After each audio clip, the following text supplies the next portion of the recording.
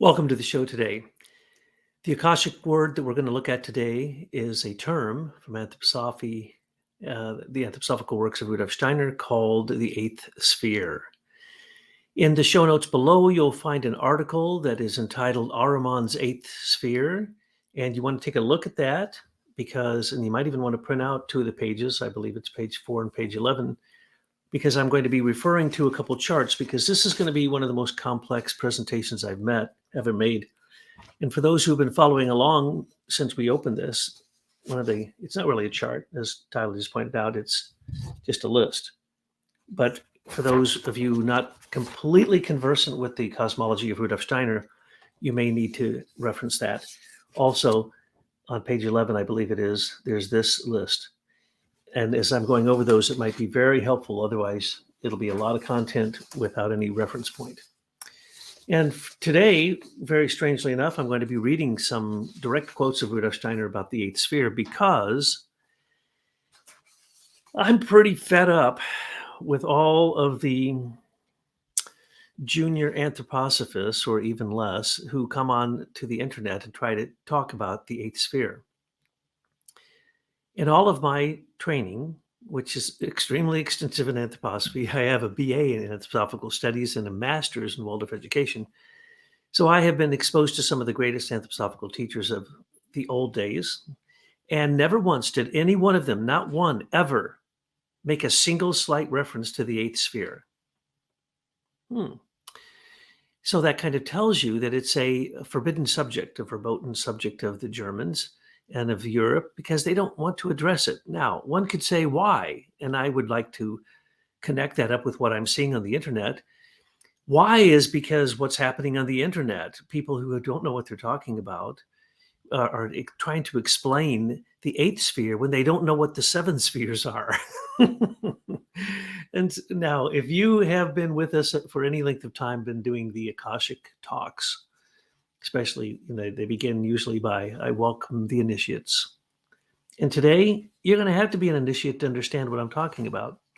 And if you have not understood what has been presented before as the seven spheres, or the seven stages, or the seven incarnations of the earth, or the seven rounds, or the seven globes, there's so many names that's the reason people are confused, and certainly anthroposophists trying to ferret through theosophical terms, Indian terms, Vedic terms, and try to integrate those with Western esotericism. It gets very complicated.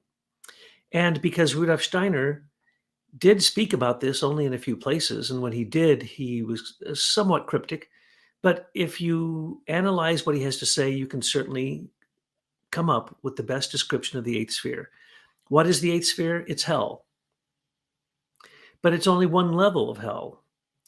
Below the surface of the earth, there are 9 subterranean levels, and each one of them is a hell worse than the one before.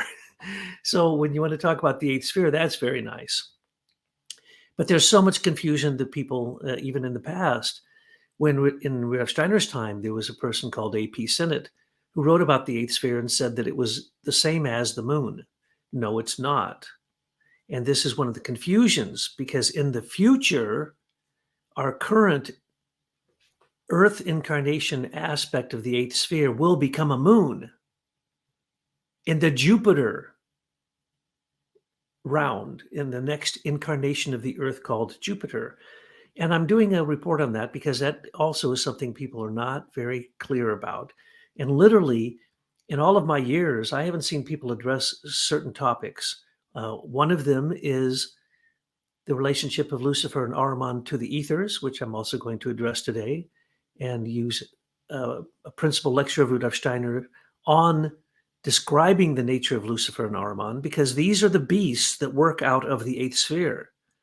But they don't work out of the eighth sphere. And this is how it's getting so confused on the internet, that some of these main teachers, literally the people who have some of the largest audiences, keep telling people partial views of this, and it scares them. And so people have asked me to please address this. Well, I've avoided addressing it because unless you understand the seven spheres, you're not going to understand this one, the little tiny eighth sphere. That's the only diagram Steiner ever gave of it. He said, here are the 7 spheres, which we should know because we go over them so many times. It's the basis of Steiner's cosmology. But that 8th sphere looks like it's coming off of the Earth sphere. And it looks like it's just created here.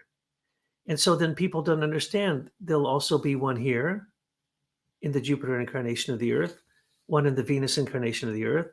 There will not be a moon in the Vulcan incarnation of the Earth, and then we will return to the place we came from, heaven.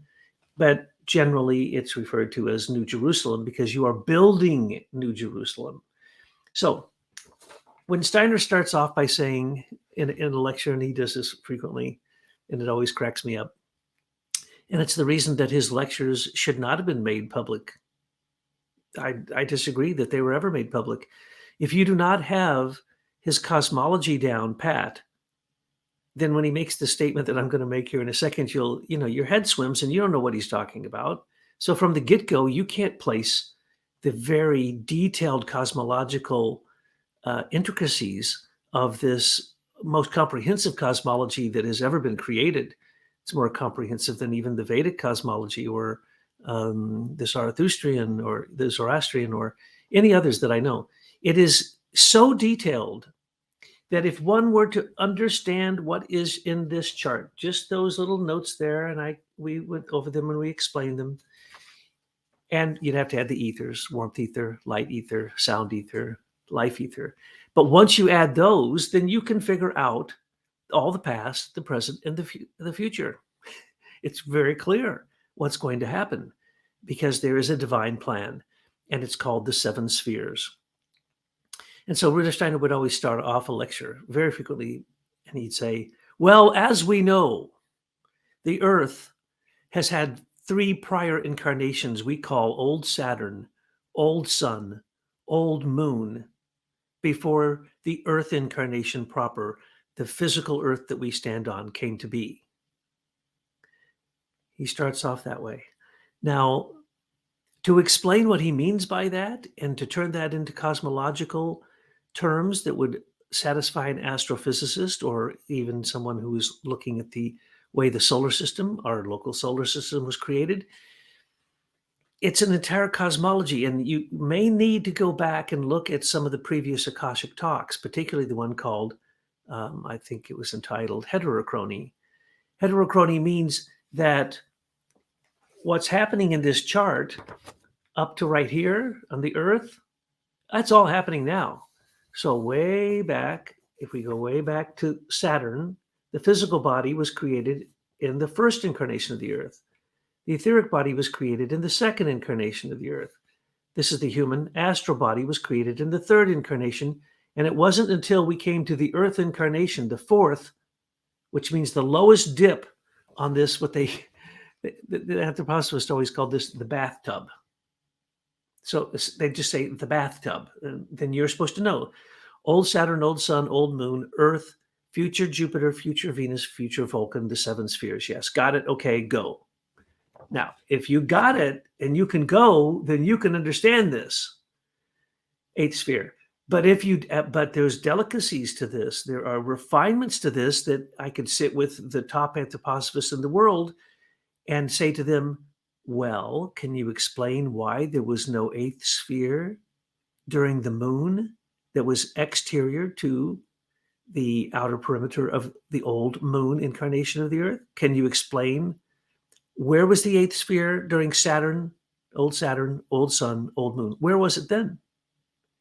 Now, unless you come across the one reference that Rudolf Steiner makes that I found that he explains that, then you won't have a clue why it is that the 8th sphere now is particularly powerful in luring in human beings into hell.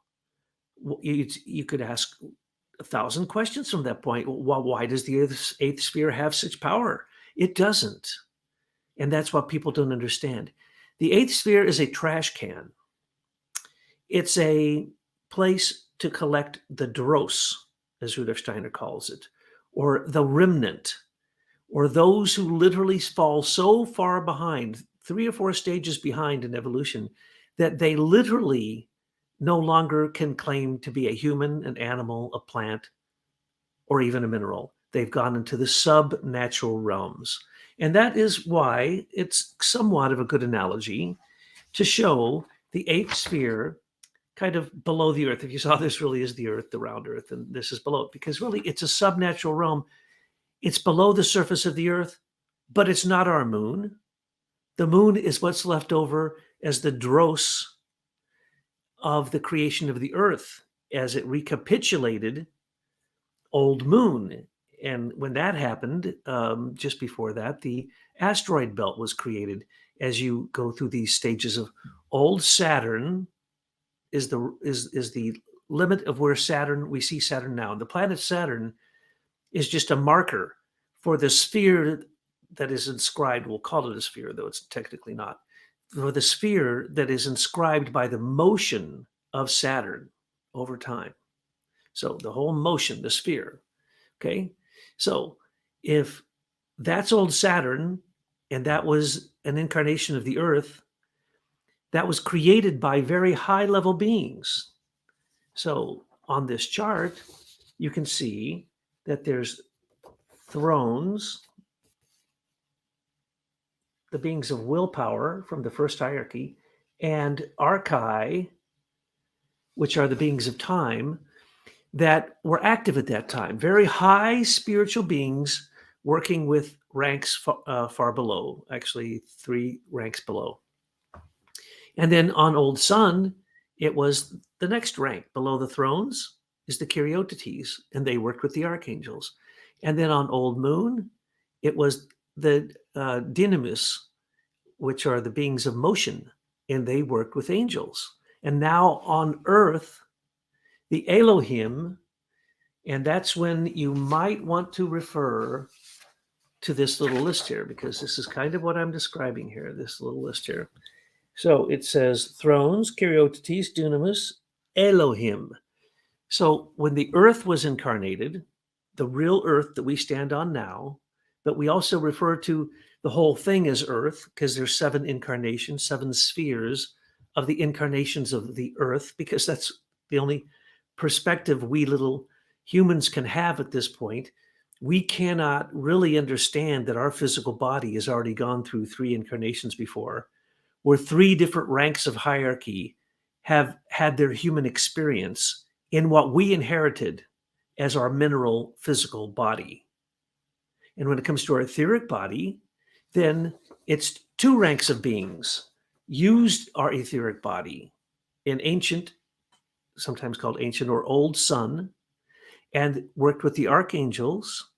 And the archangels worked with our etheric body. That's why to this very day, Chariotetes. That's why to this very day, human thought is based in wisdom, the beings of the Chariotetes of wisdom. And they worked, of course, with the archangels. And so that also, very strangely enough, and this is the partial answer to the most difficult of all the questions about the 8th sphere. Anyone who's teaching the 8th sphere, I'm going to ask you this question. Why is it that the Elohim are directly connected to the 8th sphere? How is it that the 8th sphere is the realm of activity of the Elohim, these very high beings who live on the sun, where Christ worked out of the 7 major Elohim on the sun as his throne before he came down to the earth? So how is it that beings who become subhuman, in other words, evil humans who become animalistic and move backwards in evolution, fall into the 8th sphere and become subhuman? That's a reality. Now that won't happen. It doesn't happen completely at this point. It happens towards the end of the evolution of the earth. And so again, exaggerations of the power of the 8th sphere being some kind of demon realm that can come up and get you, come up and take over your body. No, we have to look at this from much larger terms. This is not as simple as people like to make it, and then they turn it into a scary, spooky story where you don't have free will because they're coming up to steal your free will. Yeah, they are. But you had plenty of time to utilize your free will before you wasted it and gave it over to these beings in the 8th sphere. And then many people are extremely confused also about who's in the eighth sphere. And we'll certainly be talking about that. But anyway, if you could understand this whole thing, you see, then you would understand that simultaneously as you're on the earth, your body of desires, your astral body, your life body, which is absolutely a magical, super magical, cosmic, celestial entity almost. It's multiple entities actually. And then your physical body, which was donated by the highest beings. So in the past, the highest beings donated these things so that you could have all four, your physical, etheric, astral, and ego, or I am, here on the earth. And then into the future, far beyond what is called the sixth epoch, which I'll be doing another show on soon, because that's part of the confusion, is people think the sixth epoch is the Jupiter incarnation of the earth. No, this is much further down the line. The moon will have to reunite with the earth before we evolve to the point that we will go to Jupiter. And when we do, we're not human anymore. And notice that we will be in the realm of the angels. Well, look all the way over here. Who created our astral body, which we're trying to tame so we can get into the realm of the angels? That was the dunamis, the beings of motion, working with the angels. So you can see the angels work here. The archangels had their human form back here and worked with the Karyotites. And we can see that the archai, the time spirits, which we will become these beings in the far future, they worked, of course, with the highest rank of the thrones of creation that manifested. So that's our future. Rudolf Steiner calls it spirit self, life spirit, spirit man, or spirit human. And this would be the fifth, sixth, and seventh of the seven spheres. Now, once you get this in your head, okay, then we can talk. Now, why is it that people are so confused by this? Because it's extraordinarily complicated. As you will see on this list here, if you look in the show notes, you will see that at the bottom I put the eighth sphere. And who is it that is the form and who donated it? The form is where subhumans go in the earth incarnation, in the earth incarnation of the earth, as it were. When you're using those kind of terms, you have to say it's twice. The earth incarnation of the earth. Subhumans go into the eighth sphere as we go into the fifth sphere, the Jupiter phase. And who's doing this? Who's donated that? The Elohim donated that. Now, why is that the case? We have to step back a bit. And to understand Lucifer and Ahriman, we have to realize that Christ stands in the middle. So we're being pulled to the left and to the right, but we're also being pulled up and down and forward and backward by beings called the Asuras. Again, a word that many anthroposophists never once said in public. They never addressed the Asuras because they could understand the trinity of Lucifer. Let's just say Lucifer on your right hand, speaking left hand, Ahriman on your right hand. It's like the devil speaking into your ear, and Christ is your heart, and that's who rules. And Lucifer and Ahriman, they can't even see each other, but they work together all the time. So most evil incorporates some Luciferic delusion, illusion, lies, and ill intent, but also it's going to include, if it's a deed, if it's a thought, a feeling, or a deed, it's going to include Ahriman. And so most anthroposophists can say, I have that part. And they can refer to the statue Steiner carved for the first Curtianum called the representative of mankind. And in it, Christ is standing in the middle and he's holding one hand up, holding Lucifer back. Yes, and holding one arm down, holding Ahriman in the underground, controlling both of them. Because both Lucifer and Ahriman have something good that can be redeemed from them as long as you don't believe their lies and go too far up or too far down. In other words, Lucifer is levity. Ahriman is gravity. Lucifer wants to speed things up and take you into the realm of the angels too soon, which will basically be like pulling you out of the atmosphere of the earth and getting fried by the sun before we have developed bodies enough to receive the light of the sun without the atmosphere of the earth, which will come in the future, as a matter of fact. And then Ahriman wants to pull you down. Now, it isn't that Ahriman has been hanging out in the eighth sphere for a long time, waiting to just jump up and get humans. No, that isn't the way it worked. There was a necessary task Ahriman had, and it was to bring us into, and Ahriman, by the way, Ahriman, there is an individual Ahriman, probably incarnated right now on the earth, who is hoping to incarnate into machines and control human beings by sucking their willpower out of them, sucking their freedom, sucking their feelings, turning them cold and dead, and turning their thoughts into basically dead thoughts that aren't living thoughts. Living thoughts deposit minerals in your pineal gland called calcium carbonate crystals, and they directly relate to your IQ, more your spiritual IQ than the cleverness of materialism. And so when we're talking about mineralization here, this is one of the great secrets that few people have ever understood out of anthroposophy. When Rudolf Steiner says that when you die, your ashes or the substance of your body that's basically turned into nothing but ash, mineralized, it's basically, as they'd say, if they burn up your body, you'd have a little pile of ash, right? And what would it be? It's minerals.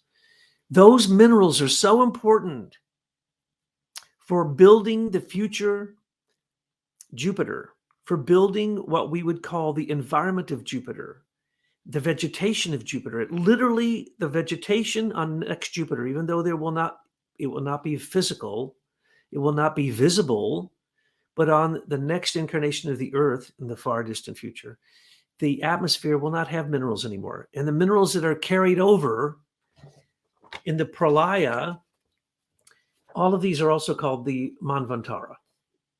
In other words, the great cycle of 7 with pralayas in between. So see these P's, pralaya, these are rest periods. Everything that was here in this old Saturn incarnation goes into a soup that's kind of like what a butterfly does when it goes into a chrysalis.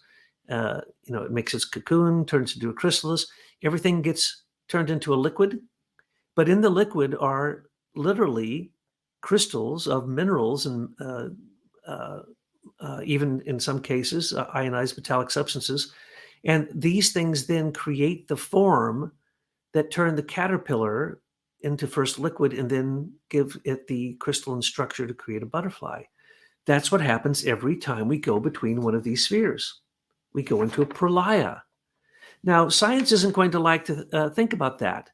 But imagine if we were out at the realm of Saturn and our sun and all what we know as the planets were as big as the sphere that Saturn encompasses in all of its motion, so that all the warmth and light and sound and life, at that time there was only warmth, actually, all the warmth of the sun was in this giant sphere, right?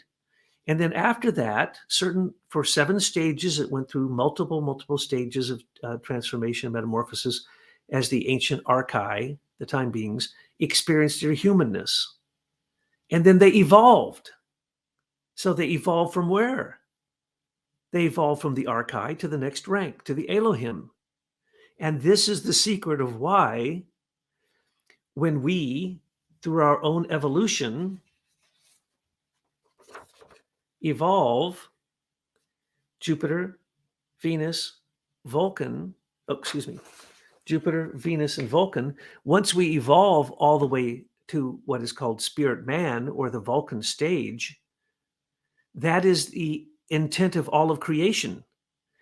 So when the Elohim gave us our form, the spirits that were working through the sun gave us our human form, which is the image of God, of course, our I am. That was a donation of the Elohim. Christ, working through the Elohim, had brought the perfect plan of the human being into that realm, and through the sun gave us the template that we came from and we're going to. But it takes all of these 7 stages. We're in stage 4. So this was the gift of the Elohim. So when you say, what is a human being? It is the gift of the Elohim that is the exact image of God. We are becoming God. Now, we are going to keep changing as we go to Jupiter, Venus, Vulcan. We change into a sphere of light. We won't have arms and legs anymore. And our thought will actually create, our thinking, feeling, and willing will actually create the atmosphere that we live in. And there will be no mineral realm in the future. And then after that, there'll be no plant. And then after that, there'll be no animal. And at that point, we've evolved from an angel to an archangel to an archai, and then we return where we came from. And then we help create the next gigantic Manvantara. Now, the amazing thing is, once we get to be an archai and we complete that, what do we become? An Elohim. And if we're an Elohim, and that's the intent of creation, then we completed the divine plan. We became Elohim beings, like Christ working through the Elohim, creating us from the beginning, even though we right now are still just, we're babies. We are going to evolve in the future, and our thinking, feeling, and willing will create the atmospheres of these previous of these worlds that we will incarnate into. Now, when you fail, and some people will fail miserably by the end of the earth incarnation, they will not be human. They will be animal humans, not human animals. They will devolve. And they will be in a realm. And remember, then the animals, some animals are evolving out of the animal realm. I won't talk about that because that's really complicated. Those are called incubi and succubi, and they are the group souls of the animals that are no longer animals. They become so humanized that they had to create a separate realm for them. So these are great, clear distinctions. So when you say the eighth sphere and the subhumans that are in the eighth sphere at the end of the earth incarnation of the earth will in fact be carried over and will be on a moon in Jupiter. And if they evolve during that time, they don't go to a permanent hell realm. And in Venus, if they evolve, they could actually get back to being a human if they evolved. But if you're in the eighth sphere, if you've been cast out of the seven spheres or the divine plan of creation, the Manvantara, it is very difficult to get a footing again. But because the Elohim helped create our entire solar system and maintains it, when we become an Elohim, we will do the same.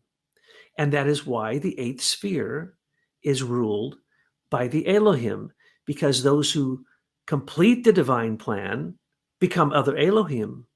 And those who do not complete the divine plan and stay in the eighth sphere during our earth incarnation now, stay in the moon of Jupiter, stay in the moon of Venus, and then basically go, not even be within the sphere of Vulcan, because Vulcan unites with the sun, and the sun can't take back material that has gone so retrograde. It can't, because the sun purifies these materials and kicks them out. And that's why the planets were created. So we can't take back the materialized substance of the eighth sphere. And what is that? Dead thinking. You hear me preach all the time about superstition science creates dead shadow thinking. This shadow thinking is now on a great spider web. It's called the digital internet. And those are dead thoughts unless you enliven them with your own warmth and with action and with courage and with all the great virtues.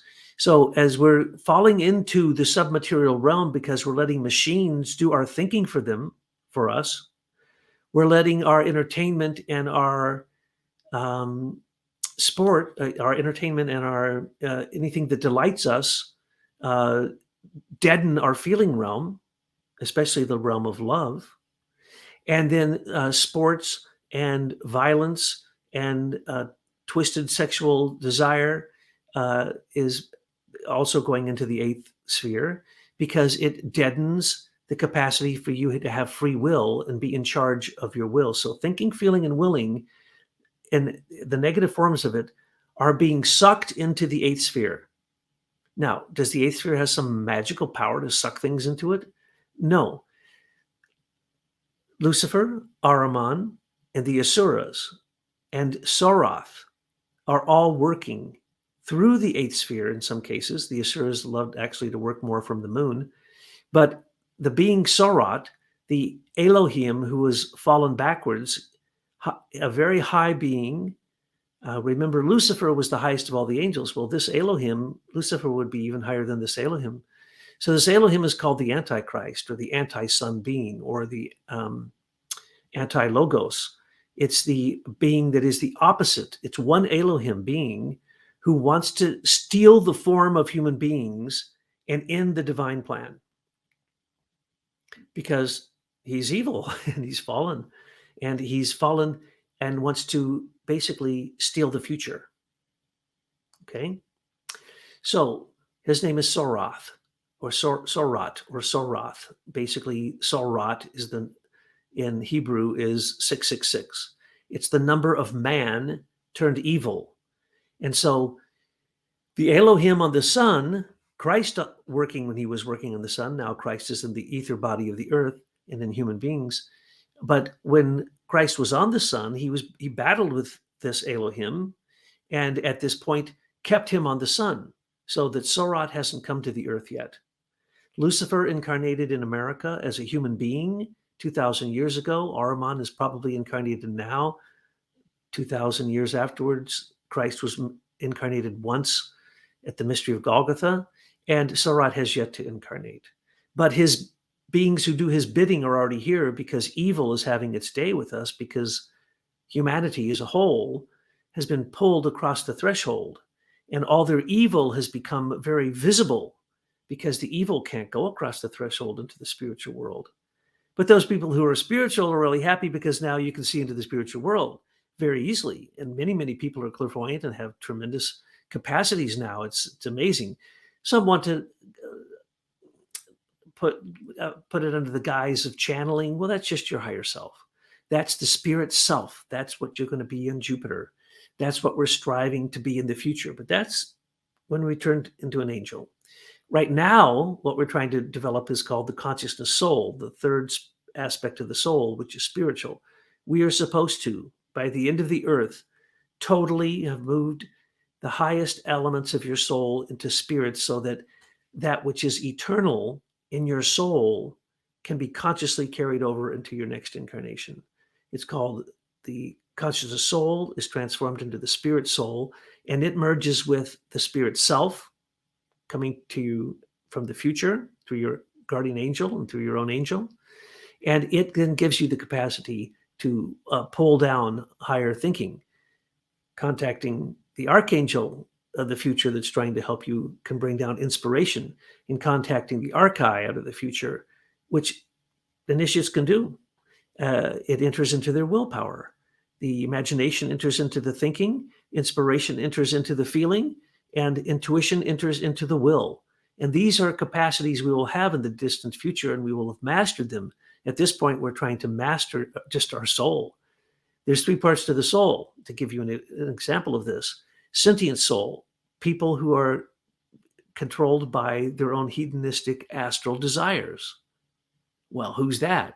That's like everybody who's got the money to do it in the West, right? I mean, who isn't out there living a life of a king or a queen, if you have the money to do so, getting spices from around the world, getting every delight you can have, every taste, every touch, every texture, every experience. It's all available for enough money. So what is that? That feeds the eighth sphere. That's materialism. That's Ahriman. Ahriman started to incarnate in humanity very solidly in 1840, when mechanization came into being, and we started to think like a machine, or we made machines that look like they think, but they don't. That's machine intelligence. There is a machine intelligence, but we don't want to become that, because where is machine intelligence? It's in this computer. It's in this cell phone. It's in things that are below the earth. These are minerals that have been made to look like they're plants, like they're living, like they could do something. Your phone, it's like it's alive. Your computer, it's alive. Every time you use it, the eighth sphere comes up from below the ground into our realm and sits here right in front of me. And if I don't do spiritual work with this machine, it eats me. It eats my thinking, my feeling, my willing. That's the eighth sphere. But who's doing that? It's not the eighth sphere. It is Lucifer, Ahriman, the Asuras working for Sorat. And who mitigates all of this? Christ. Love. Love is what conquers all of these things. There's no demon from the eighth sphere that you can't put behind you by simply saying, in the name of Jesus Christ, I put you behind me. I don't care if it's Lucifer himself, though Lucifer incarnated in China in 2000 BC or 3000. It's highly debated. Probably the Yellow Emperor or someone like that, if you want to study it. The second chapter of our book called Immortal Love addresses that, by the way, if you want to look that up in some of our stuff that we present to people. But basically, and Ahriman's incarnated now, don't have to describe that to you. Ahriman is the being of lies. He's the being of illness and death. And he loves to work with Sorat and the Asuras, bringing in illness and death, because ultimately he wants to kill all human beings. And ultimately, when Lucifer, Ahriman, and Sorat and his Asuras can capture a soul and pull that soul right now 100% into the eighth sphere, then it annihilates that person's soul. And if the person does not work to get out of that mess, then it will eventually darken their spirit, annihilate their soul, and they will come back when the rest of us are Elohim and we're creating a new world. The beings in the eighth sphere on the earth right now that go to the moon of Jupiter, that go to the moon of Venus, that then basically go out into the cosmos after that, it all gets turned into a big mush. But it's a mush that remembers. It's a mush that remembers every single thing. It's the Akasha. It's the Akashic soup that is like the Chronicles of Time. It's like the pillars that are in the Wisdom Temple, or it's called the Wisdom Temple of Pan Sophia. Or New Jerusalem. You call it 1,000 names. But they break apart into the components. But when they recombine, it's at a higher level. And it is for a different purpose, because it goes to the next rung of development. Humans are humans now. Some of us will become angels. Some of us won't make that, and they'll become animal humans. Some of us will literally go back so far that they become animals. And at the end of the earth incarnation, they will be animals. And there will be no body. They can't incarnate into beautiful, purified animal species. No. So they can't find a body to incarnate into. So Rudolf Steiner describes these beings when humans go on to be angels, that in Jupiter, these beings will be on a moon that is kind of like, and literally he uses these words, and it's terrible because a lot of people make fun of this, including myself. They're slug people. That's what the way Steiner said it. They won't be able to raise their head up because they will be moving around with no arms or no legs in a muck of mud, and they won't be able to see anything like we think is the sun. Imagine that. In other words, you lose your uprightness, you lose your power to think, you lose your power to speak. You become less than the beautiful, purified animals. Each animal is a perfection of a certain quality that then turned into human capacity. But no, you don't get to be any of that.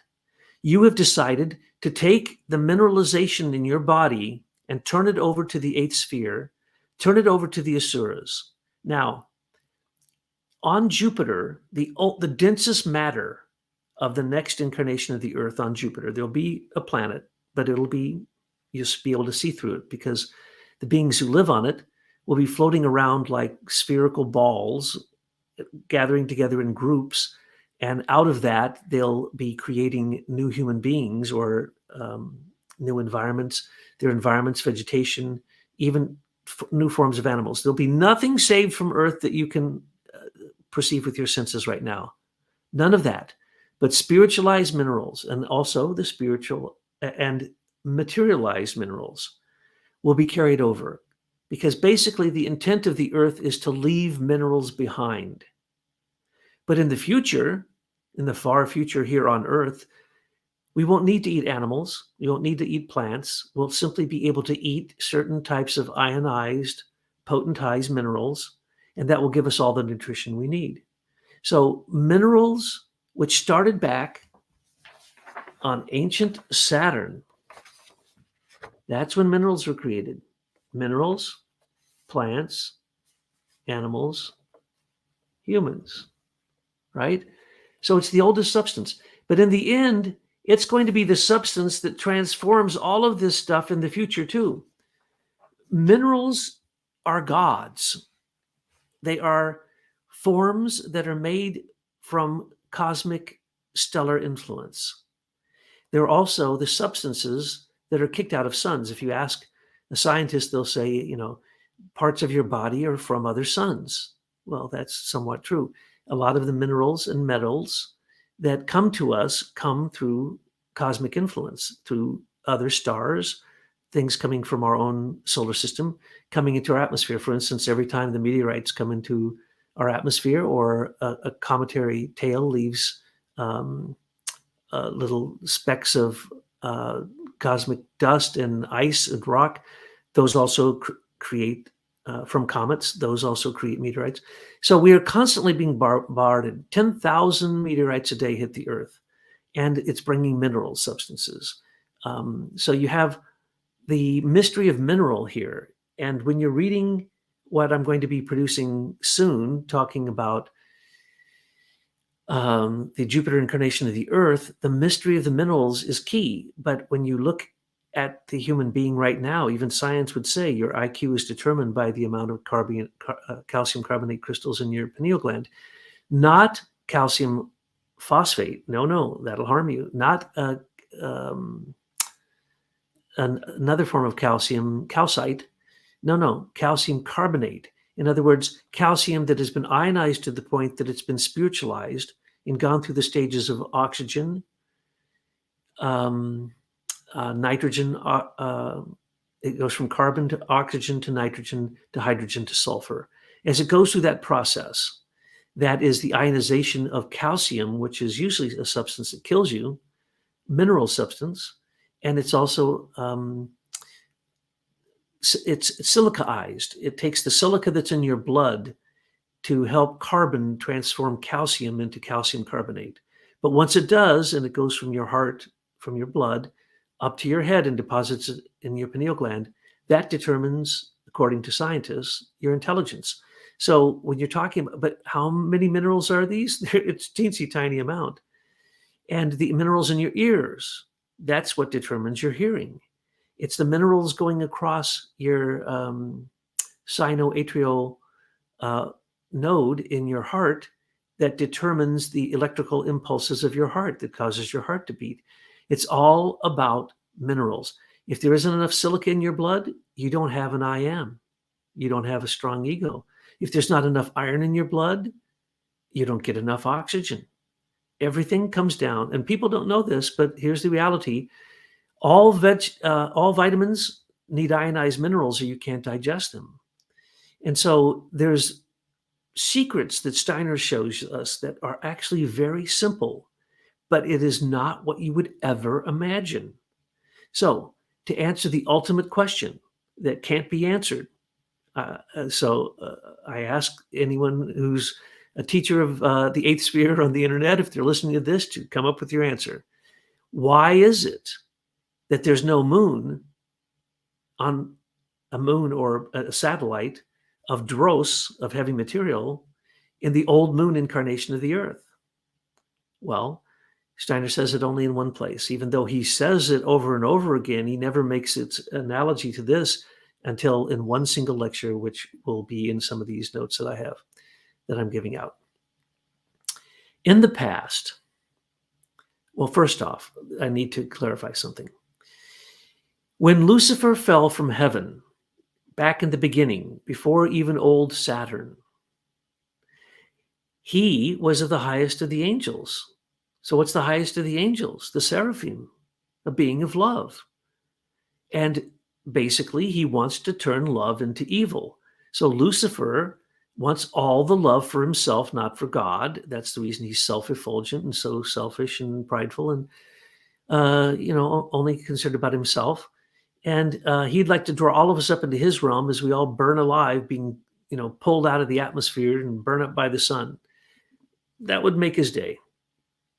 But every angel that has fallen in every rank, seraphim, cherubim, throats, Kyriotutes, dynamis, exousiai, archai, archangel, angel, and human. Every single hierarchy that does not move forward with progressive evolution, that stays behind because they choose to stay behind, is called Luciferic hosts. So there are Luciferic hosts throughout all the ranks, but there's one individual who was Lucifer. And that individual was the one that was cast out of heaven. So he's one of the very high beings, but he's come down, but he's not in the earth. He doesn't manifest in the earth. He manifests through other people. So he manifests in your senses. He manifests in the workings of the light in your body. And in the beginning times, he was considered good because he brought higher forms of intelligence. But nowadays, he wants to give everybody everything, so that they're so overwhelmed they become psychotic. Matter of fact, if you're really following Lucifer, he's not the demon Satan. No, that is Ahriman. When you're following Lucifer, you go crazy. You go nuts. That's what happens. You become a dreamer and you build castles in the clouds and you think they're real. And basically, you go to get to your castle and you fall from the clouds to the earth and die. Real simple. You can't follow Lucifer because it's not practical. But in the past, Lucifer had some usefulness. Ahriman, on the other hand, is the being who caused the densification, calcification of substance all the way down to the midpoint, to the incarnation of Christ, which is called the turning point of time. It's the lowest, densest part of incarnation. And then Christ redeemed it, and it started to go up into the realm of redeeming the earth. But some, of course, won't be able to follow that, and they will get stuck here. But the Trinity and the hierarchy always takes care of everyone. So Ahriman is about the coming down into crystallization, to condensing into matter. Matter is light, and light is wisdom. And so Lucifer brought light into the physical world and made us able and necessary for us to see things, to touch things, to see color, to smell. All of those things are what? Luciferic enticements, that what we see as frozen light in front of us is real, and that it is what we think it is. It is what our brains think the tree is, sunlight is, sound is. Humans know very little about any of these things. All of those things are invisible and supersensible. The most important things are invisible and supersensible. Like, let's hear science define love. Let's hear science define grace, or the warmth, light, sound, and life that comes from the sun. Let's hear them even describe life. They can look at the components, they can tear them apart and kill them as they are coming down with Ahriman into the physical world, into death, into illness and death, into concrete matter, and then not turning away from that. It's kind of like the sun at the winter solstice. If it keeps going into darkness, well, that's the end of the earth, isn't it? If it just keeps going dark. But it turns, apparently, and starts to become light the next day. So the darkest night, or the darkest days of the year, turns at a certain point. Well, the same thing has happened with the mystery of Golgotha. It is turned, and it's going now on the upward ascension. And so we're working on ascension. Those people in the eighth sphere, they're not working on anything. And it is Lucifer working hard to pull them into the eighth sphere by deluding them to think that they deserve these magical machines that we use that require no morality to work. A laptop requires no morality, but what you can do with a laptop is beyond what human capacity is even possible of comprehending. And so we have now very clever machines made by Ahriman. It's materialism. Ahriman is materialism. And Lucifer is too much spiritualism. And the Asuras and Soroth, well, they just want to steal your ego. They want to steal your identity. They want to steal your life. And they want to live in it as long as they can until they extinguish you like a flame. They're like a flame eater. They're like a vampire. And so one can come up with all kinds of scary pictures about the eighth sphere and the Asuras and Soroth. And pretty soon people have Soroth down here in the earth right now running around doing mean things to people. No, Christ has him in check. There's a divine plan in place, and there's a reason for evil. Lucifer had his reasons. What is the reason for Ahriman, you might ask? Without materialism, you would not have evil, human, man-made evil to come up against, to challenge you, to show you what evil is. So when you know what bad is, then you get a perspective on what good is. And the Greeks believed in truth, beauty, and goodness. And always, it's a threefold thing that's going on. Truth in the thinking, beauty in the feeling, goodness in the will.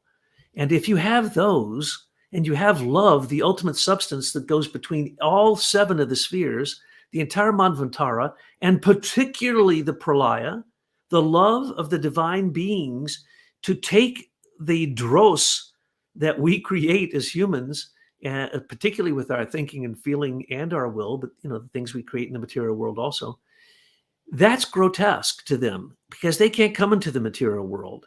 And so they act through us, but so do these evil tempters.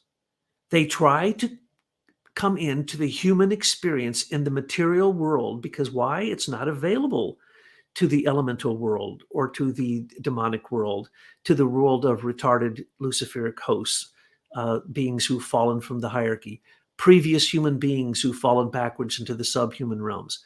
But you see, when they fell backwards in the past, we call that, and this is the answer to the question, sacrifice. Donation. It is a sacrament of giving to create the ground upon which we walk. The plants, who not only are the plants, but they are also in our etheric body. The animals, who are also in our astral body. And the angels in the hierarchy, who are in our higher form of thinking. So in the past, beings who were retarded, as Rudolf uses that term, and I know it's very offensive to some people, but they're held back. They choose to be held back. They choose not to advance. They choose to go from one rank to a prior rank as a donation so that humans on Earth could have the substances we need for running up against evil so that we can develop good. And in the future, as we go up into Jupiter, Venus, Vulcan, Angel, Archangel, Archai, we're going to do the same for our environment, through our thinking, feeling, and willing, for other beings, these subhumans that come out of the eighth sphere during the Earth incarnation of the Earth. We'll be working to pull them up out of that sphere. Because when you reach the rank of an angel in the Jupiter sphere, if you're a human who's become an angel in the Jupiter sphere, you won't be able to witness suffering without you directly giving up a part of yourself to help stop that suffering. Now, the moon, and this is where it gets kind of scary, and this is where people on the internet love to scare people with this, but it's happening right now too. So I'll point that out in a second. In the Jupiter incarnation of the Earth, there are black magicians, and those black magicians try to keep the slug people down in the mud and not looking up and not trying to evolve and not trying to receive the help of the angels who are trying to minister to them. Okay, so they talk about who are the black magicians? Well, those are subhumans.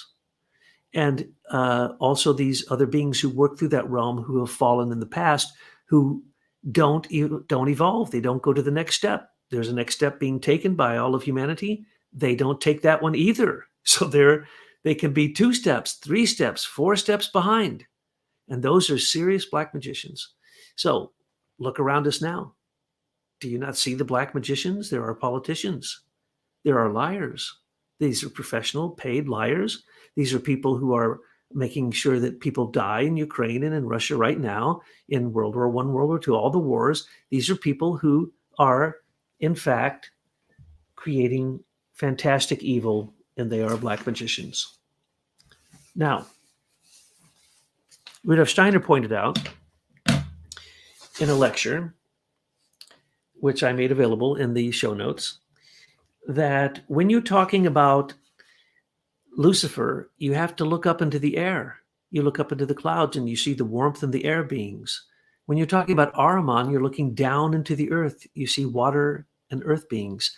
They've fallen. These are, again, nature forces. Remember what happens to the people in the 8th sphere. They become nature forces in the next Manvantara. So when you're talking about Lucifer and Ahrimanic beings, and there is a Lucifer and there is an Ahriman, but who are all the other beings? Now you know who they are. They're people who failed to progress, who had to go through an entire Manvantara and become nature forces. Now, Rudolf Steiner points out in this lecture about the battle between Lucifer and Ahriman that Lucifer makes humans into moral automatons.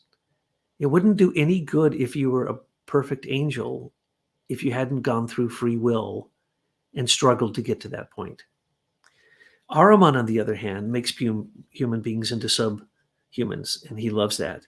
So Lucifer's up there in the false heaven of the clouds, and Ahriman is in the subterranean 8th sphere. But he's not the only one there. I tried to make that clear. If you hang out with Lucifer too much, you become an ungrounded dreamer.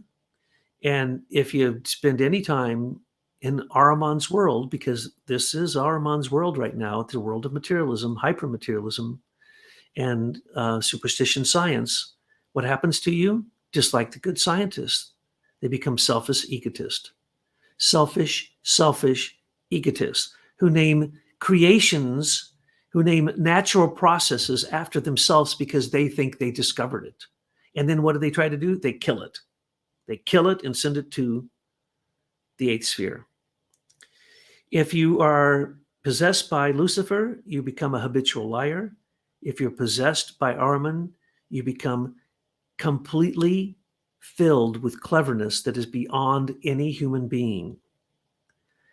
Illnesses that come with Luciferic type of actions and thinking, feeling, and willing lead to inflammation diseases and into psychological diseases of insanity.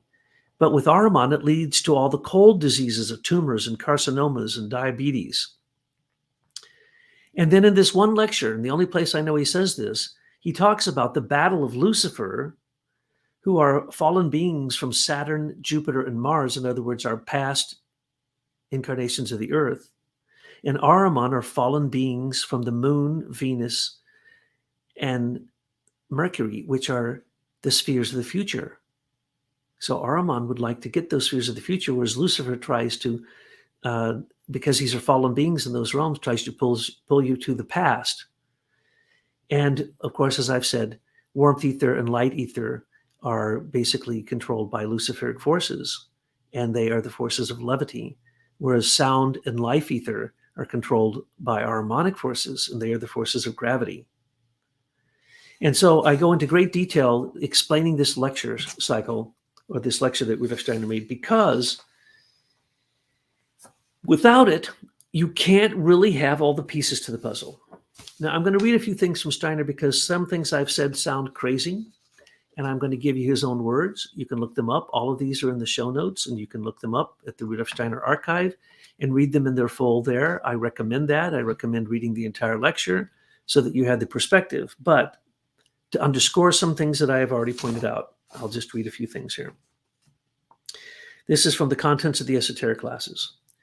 The Asuras inhabit the moon, and from there they work on men whom they want to drag down into the 8th sphere and thereby tear away from progressive evolution and its goal, the Christ.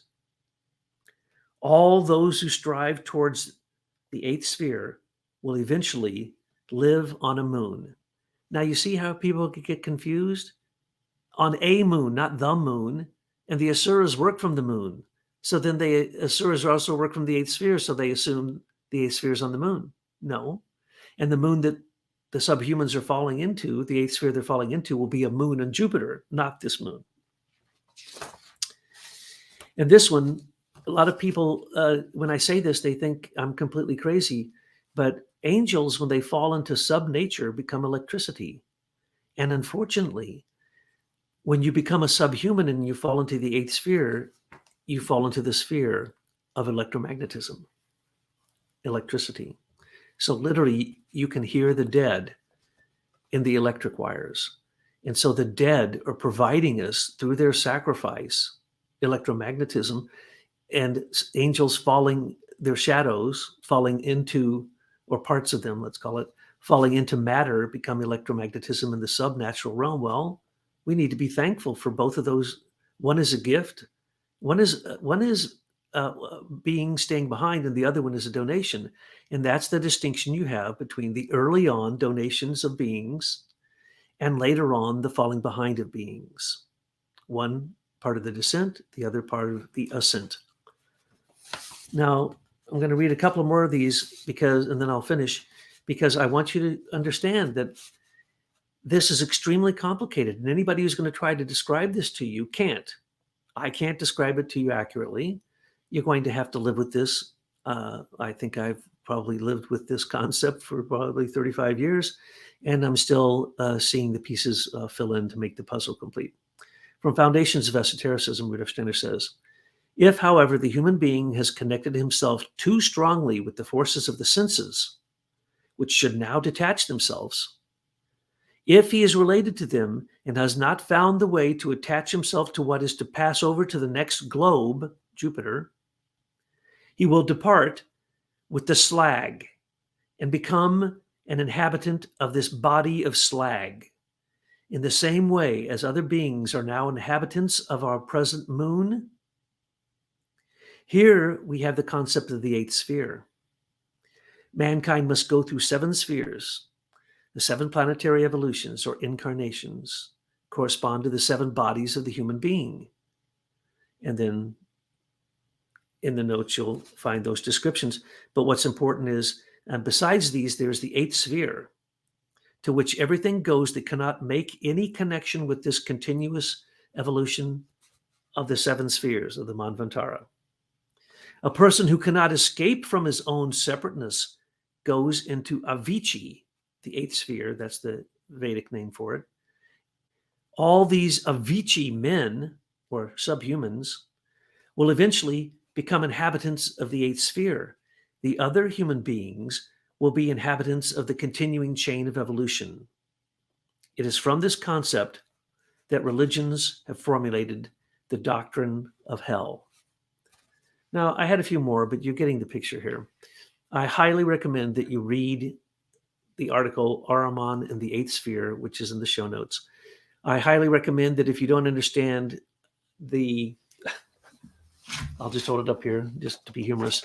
If you don't understand the bathtub, then go back and look at the cosmology, Akashic record, Akashic talk, or go back to the heterochrony and start looking at some of those basic things. Because if you want to understand the 8th sphere, you're really going to have to understand Rudolf Steiner's cosmology. But if you do, and if you understand all the ramifications and all the cosmic correspondences and planetary signatures and the way they relate to the ethers, then you have a theory of everything. And that theory of everything does include the 7 spheres and what is called now the 8th sphere. And I just hope that this talk has been able to clarify some of those more delicate and refined matters concerning these questions, and to dispel some of the fear, because Christ is in charge. Nobody falls back without choosing to. Nobody's pulled into the 8th sphere without consciously again and again choosing to fall into the 8th sphere. There's no monsters in the 8th sphere that are going to come get you. Materialism is in your face every day. It's on every screen. It's on everything you hear. It's in everywhere you look. Hypermaterialism, driven by materialistic science, is basically presented to us a world that has divorced us from our original home heaven and is keeping us from building our new future home on Jupiter, which we can call our celestial mansion or New Jerusalem. So have heart. Love conquers all seven spheres. And as I said, love is even in the pralaya. Even when you think there's nothing, love is still there.